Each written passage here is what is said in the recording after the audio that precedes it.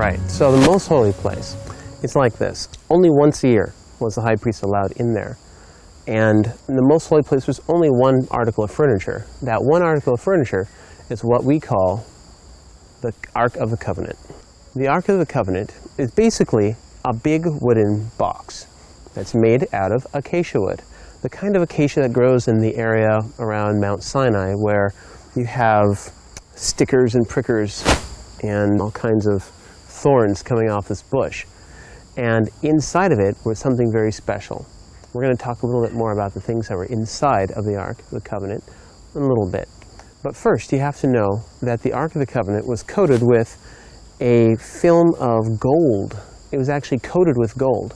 And the cap on it was gold also. And on top of that cover, which was called the mercy seat, were two solid gold angels that were beaten into shape, the shape of two angels, which it's like they were praying or looking with interest at the mercy seat, at the mercy of God.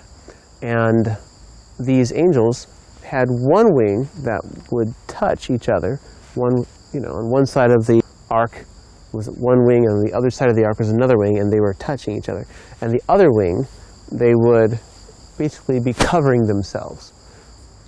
The ark also had, as far as records have said, and it had a crown around the outside of it. And inside the ark, that's the most amazing part. Inside the ark was something very special.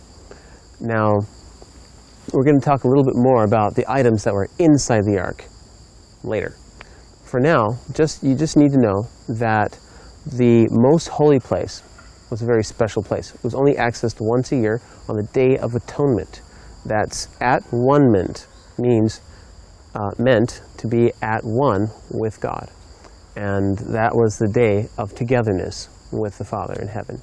On that specific day, the high priest would actually walk into the most holy place carrying a censer. Basically, it was a golden bowl with a chain on it, and it had incense inside of it, and that incense was lit, and it was burning, and it would go and fill the most holy place with smoke. And when he went in there, he would also take some of the blood and sprinkle it on the mercy seat, and that would be like the blotting out of sins for the people, all the people outside the camp. Now, during this time, while the high priest was in there, the people who were outside the camp, their whole purpose and their reason for being there was to pray for the high priest that was in there, and pray for themselves, and pray that God would forgive them for their sins, and that he would blot out their sins, and kind of, that the sacrifice would be accepted. While he was doing this ministry, the Lord would actually talk to him while he was in there. Sometimes he would tarry and spend a little extra time inside of there. And the people on the outside would have to wait until he was done with his ministration inside of the most holy place. So it's almost like today when we're sitting here waiting for Jesus to come. We don't know exactly when he's going to come. We just know that he's going to arrive when he is finished with his work in the most holy place. That's why we are still here. It's part of it. The second part is that there's a kind of a connection between what's happening outside and what's happening inside. The people have to be ready. They have to be prepared. They have to have cleaned out their camp of all kinds of anything that has nothing to do with God. They had to remove that. The next thing they had to do was they had to change their clothes to put on appropriate garments for that particular period in time.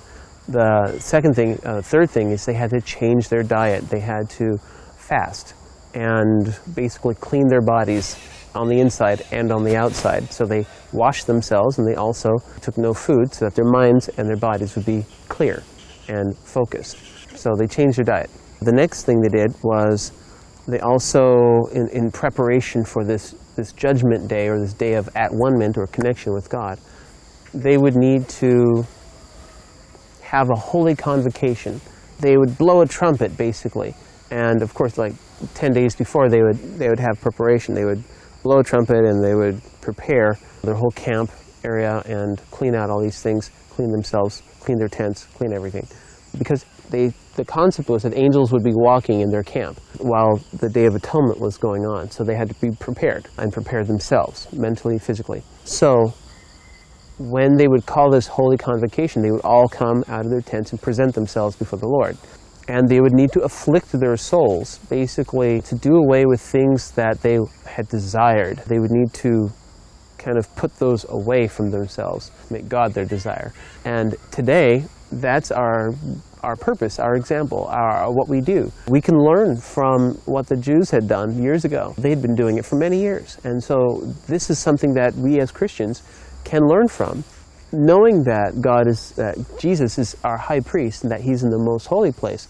It gives us a completely new view on what it means to be a Christian. This is the next level. This is the next level in being a Christian.